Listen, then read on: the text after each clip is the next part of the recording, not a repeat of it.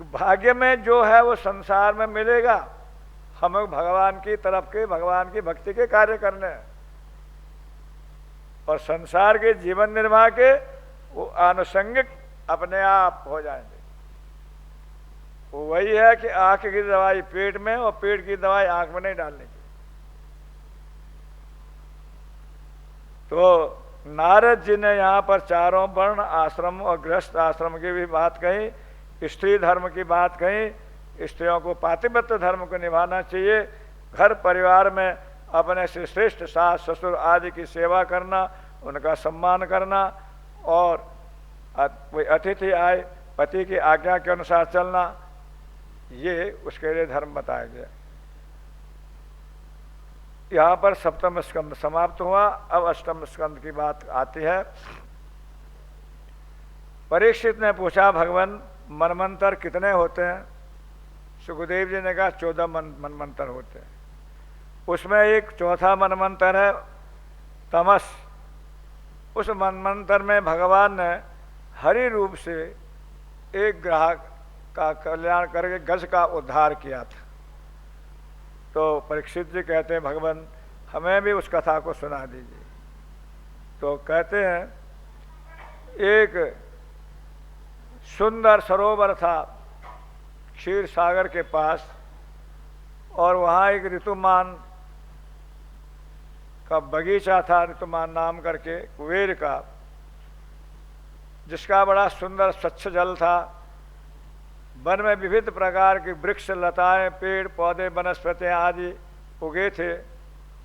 उस वन में एक हाथी अपने परिकरों के साथ मस्ती होकर के विचरण करता था। उसके बहुत से बच्चे पत्नियां आदि थी, और उनमें सबसे बलिष्ठ जो है वो हाथी था। उस सरोवर में विचरण करा उसने। गर्मी के मौसम में आया, जल पिया, और हाथी ने बच्चों के साथ जल विहार करने लग गया। कभी कभी आदमी इतना मस्त हो जाता है कि आगे की नहीं सोचता कि मेरा क्या होगा। संसार में यही स्थिति है। नए नए हम प्लान बनाते हैं और हमारे प्लान सब धरे रह जाते हैं। उसके लिए एक सुंदर उदाहरण भी दिया गया है। ये भौरा जो है कमल के फूल पर मंडराता है और उसका शहद मकरंद पान करता है। सूर्योदय के समय कमल का फूल खिलता है, सूर्यास्त पर कमल का फूल बंद हो जाता है। ऐसे एक भौरा दिन में मकरंद पान करते करते संध्या हो गई और कमल का फूल बंद हो गया। जो भौरा लकड़ी पर छेद कर सकता है वो कमल के फूलों में इतना बंध जाता है कि उसमें छेद नहीं करता। आसक्ति ममता होती है। तो वहाँ उस अपने मनोरथ बांधता है कि रात्रिर्गमिष्यति भविष्यति सुप्रभातम भाषानुदेश्यति हसिष्यति पंकजश्री इत्थम विचंतकोश गते दुरेफे हा हंत हंत नलिनी गज उज्जहार। अब ये कमल का फूल सवेरे सूर्योदय होगा, खिल जाएगा, मैं इस पर मंडराऊंगा, इसका मकरंद पान करूंगा। ऐसा सोच रहा है कि रात संध्या के समय एक हाथी उस सरोवर में आ गया और साथी ने उस कमल के फूल को सूंड से पकड़ा, तोड़ा और पैरों से कुचल करके उसके सारे मनोरथ नष्ट हो गए। हा हंत हंत नलिनी गज उज्जहार। ऐसे ही हम लोग अपने जीवन में अनेक प्लान बनाते हैं। पढ़ाई करेंगे, खाली डॉक्टर बनेंगे, फिर जो है नौकरी लगेगी, पैसा कमाएंगे, छोकरी आएगी, फिर छोकरे होंगे, फिर उनको पढ़ाएंगे, फिर बिल्डिंग बनाएंगे, फिर कार आएगी, फिर ये होगा, और ये करते करते और भट एक्सीडेंट हो गया और कहाँ गया सारे कार और मोटर। इसको कहते शिख चिल्ली की कहानी। हमारे गुरु लोग सुनाते थे, हमने जो सुनी है वो कह देते हैं। एक शेख साहब थे, वो जाते थे मस्जिद में, वहाँ तो देखो मरने के बाद ये होता है, ऐसा होता है, ये होता है। हिंदुओं की भी बातें सुनी थी। उसने कहा ये मरने के बाद होता, मरने के बाद किसने देखा, मर के देखना चाहिए। तो अपनी पत्नी से कहा सुनो मैं मरता हूं और मेरी कब्र जो है बनाना तो मेरे गर्दन बाहर रखना, गर्दन मत दबाना। बोले क्यों, क्या हो गया तुमको? अरे मैं जो कह रहा हूं। अपने मित्रों को कहा भैया मैं मर रहा हूं और जब मेरी कब्र बनाओगे ना तो मेरी गर्दन बाहर रख देना। देखो जब शेख साहब है, बड़े आदमी है, जब होगा तो इनका विचार है, ठीक है। कोई कुछ क्या कहता है कि मेरे शरीर को मेडिकल कॉलेज को दे देना, कोई कहता है मेरी आंखें दे देना, कोई कहता है मुझे जल समाधि देना, कोई कुछ कह देता है अपने विचार। इनका भी विचार है, तो मरे नहीं तो जिंदा ही है, पर कहता मैं मर रहा। और ऐसे अपने हाथ पैर फैला दे लेट गया। घर वाले का तू रोना शुरू करना। अरे तुम मरे तो हो नहीं, रोना कैसे करो, मैं जो कह रहा हूं। तो रोने लगी। अब रोना सुन के लोग आए, इसने आंखें बंद कर दी। उसने कहा वो तो मर गए गए। अरे मर गया बेचारा, क्या करना है? वो कह गए कि मेरी कब्र बनाओ तो मेरी गर्दन बाहर रखना, तो दबाना मत। तो उन्होंने ऐसे ही करा, कब्र वब्र बनाए उसके और वो गर्दन बाहर रख दी। अब वो चले गए सब लोग। इतने में कुछ व्यापारी आए, वो घी का घड़ा लेकर के, और कहा यार ये तो बहुत भारी है, कोई आदमी मिल जाता तो कम से कम 1 रुपया उसको दे करके और ये बाजार तक पहुंचा देते। तो ये कब्र में सुन रहा है। उसने कहा यार ये तो 1 रुपया मिल जाएगा यहाँ, उस वक्त 1 रुपये की कीमत ज़्यादा होगी। बोले सुनो सुनो इधर आओ। बोले कहा ये भूत तो नहीं है, कौन है क्या कर, मरा हुआ मुर्दा कैसे बोल रहा है? बोले सुनो मुझे निकालो इसमें से, मैं तुम्हारा घी का घड़ा ले जाऊंगा। अब घी का घड़ा उन्हें, अरे तुम कैसे दब गए? अरे हम जिंदा हैं, मरे नहीं हैं, निकालो हमको। उन्होंने कहा यार लोगों को भ्रांति हो गई होगी, इस बेचारे को दफना दिया, ये मरा तो है नहीं है। तो कब्र ऊपर हटाई, उठाया और बाहर निकला। अब घी का घड़ा उसके ऊपर रखा। अब वो जा रहे हैं, ये और सामान ले जा रहे हैं दूसरे लोग, ये घी के घड़े को ले जा। अब मन में वो प्लान बना रहा है कि घड़े को जो है 1 रुपया मिलेगा, 1 रुपये की मैं मुर्गी लूँगा, मुर्गी को दाना खिलाएंगे फिर अंडे देगी, अंडे देंगे तो बहुत सी मुर्गियाँ होंगी, बहुत सी मुर्गियाँ होंगी तो फिर जो है हम बकरी लेंगे, फिर बकरी के बाद फिर वो बकरियाँ होंगी उनको बेचेंगे, फिर उसके बाद गाय लेंगे, फिर गाय हो गई और गायें होंगी, फिर भैंस लेंगे, भैंस लेंगे, फिर मेरे पास तो और जो है एक नया मकान बनाऊंगा। तो पुरानी जो घरवाली है ना, अब नई शादी करेंगे, नई शादी के बाद मेरे बच्चे होंगे, और बच्चे होंगे तो कहते पापा जी आज ये सामान चाहिए, वो सामान चाहिए, और उनको सामान देंगे। और कोई बड़ा जिद करेगा, मानेगा नहीं तो उसको एक झापड़ मार दूंगा, और एक झापड़ हाथ उठाया और घड़ा ठम करके बाहर घी। तो घी वालों ने कहा अरे महाराज ये क्या कर दिया तुमने, हमारा सत्यानाश कर दिया, 100 रुपये का घी और तुमने जो है मिट्टी में डाल दिया, घड़ा फोड़ दिया हमारा। अरे तुम्हारा तो खाली घड़ा ही फूटा, मेरी मुर्गी गई, बकरी गई, गाय गई, भैंस गई, घरवाली गई, बच्चे कच्चे सब गए, तुम्हारे तो खाली घड़ा ही रह गए। ये प्लान सब बनाते रहते अपन, अब ये होगा और वो होगा और होगा, और जा रहे हैं गाड़ी में ठस फास्ट में भगा रहे हैं स्कूटर गाड़ी को, और ढस के सामने लगे, सब प्लान ढक। कई जगह ऐसे घटना होती। इसलिए जो मृत्यु को सोचते हैं वो सावधान रहते हैं और दीर्घायु भी होती है उनकी। और जो कहते हैं किसने देखा मौत, अरे अभी तो कहाँ मरना हमको। साथ सरोवर में ऐसा उधम मचाने लगा, उसको पता नहीं कि मेरा क्या होने वाला है।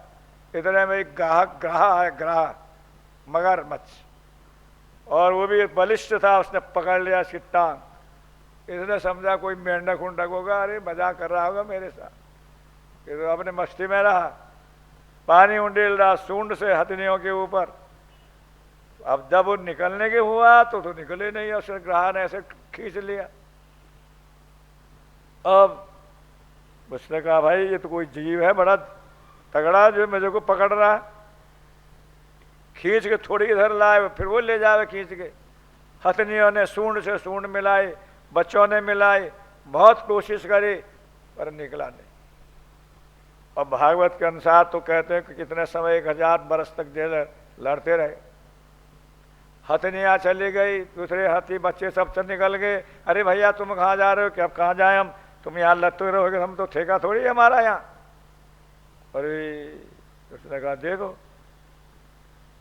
जब मेरे अंदर ताकत थी सब मेरे पीछे पीछे चलते थे, आज मैं विपत्ति में पड़ गया हूं तो ये सब लोग मुझे छोड़ के जा रहे हैं।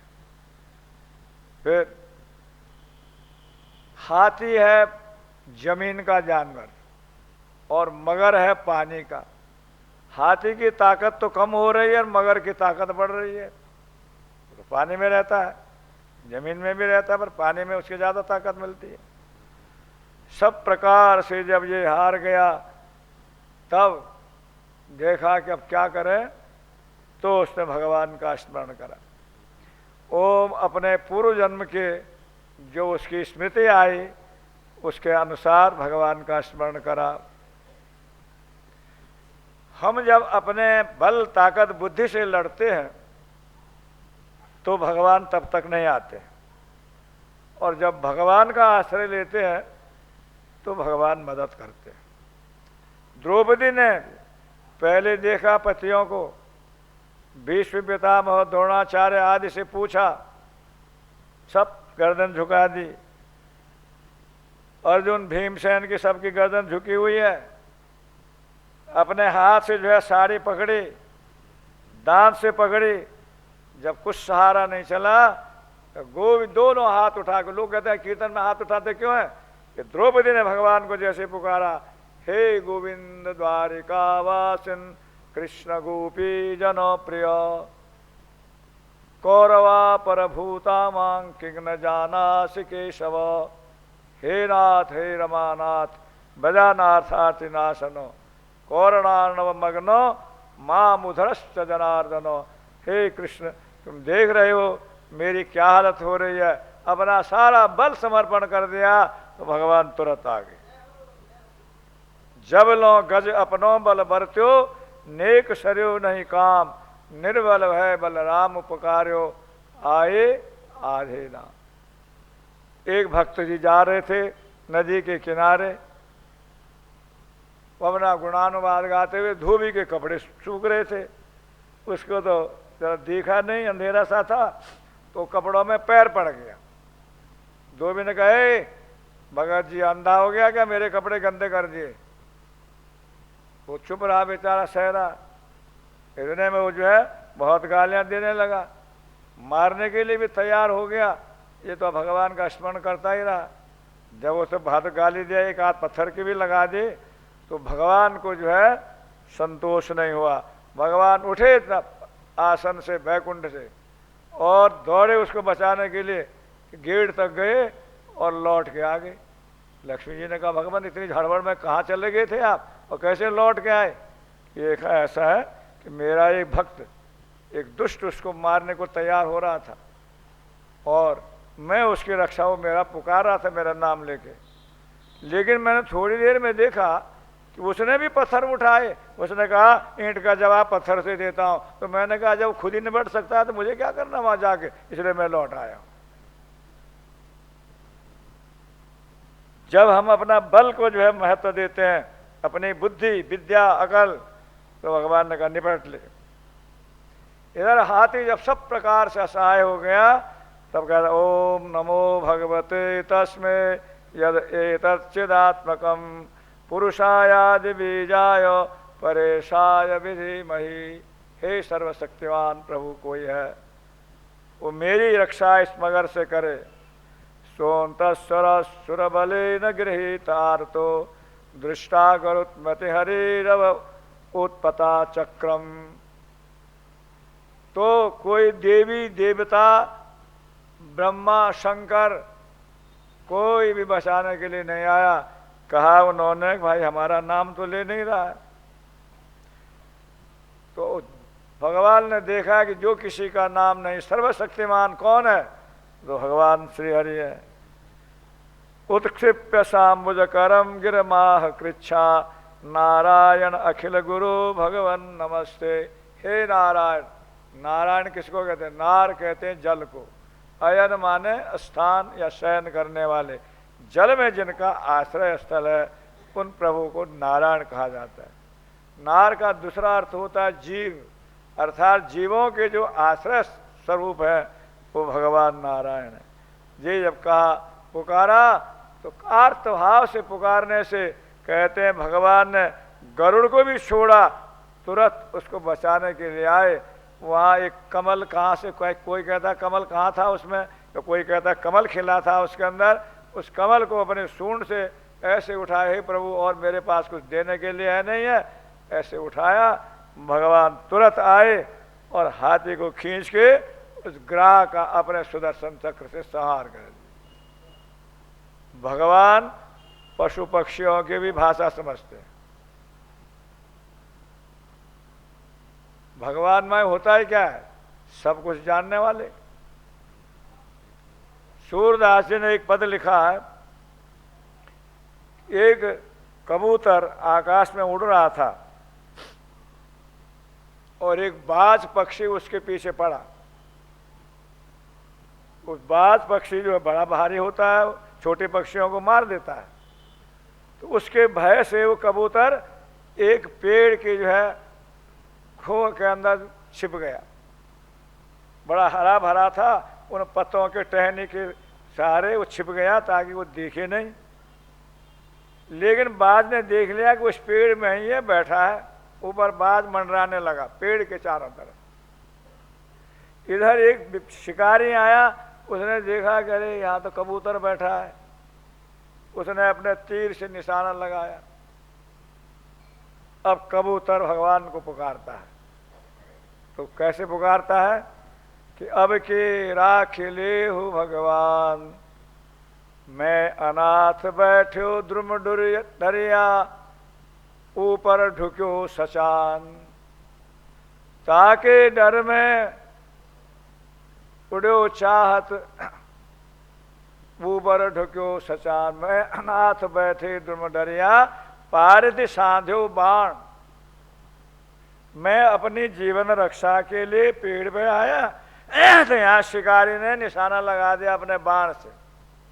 और ताके डर से भाजो चाहत, ऊपर ढुक्यो सचान। उड़ता हूँ तो वह बाज पक्षी मेरे को मारता है, बैठा रहता हूँ तो ये शिकारी मुझे मारता है। दुहू भांति दुख भयो दया निधि, कौन उबारे प्राण। अब तो मेरी दोनों तरफ से मृत्यु है। उड़ता हूँ तो मरता हूँ, बैठा रहता हूँ तो मरता हूँ। अब कौन उबारेगा मेरे प्राण। पर आपका स्मरण करता हूँ। इतने में कहते हैं, सुमिरत ही अहि डस्यो पारधि, कर छूट्यो संधान, सूरदास प्रभु लग्यो सचान, सर लग्यो सचान, जय जय जय प्रभु करुणा निधान। भगवान का स्मरण करा कि एक सांप आ गया, वो शिकारी के पैरों में लिपट गया, उसके हाथ से निशाना चूक गया और बाज पक्षी को जाके लगा और इधर जो गिर गया उधर बाज गिरा और तोते का जीवन, एक कबूतर का जीवन बच गया।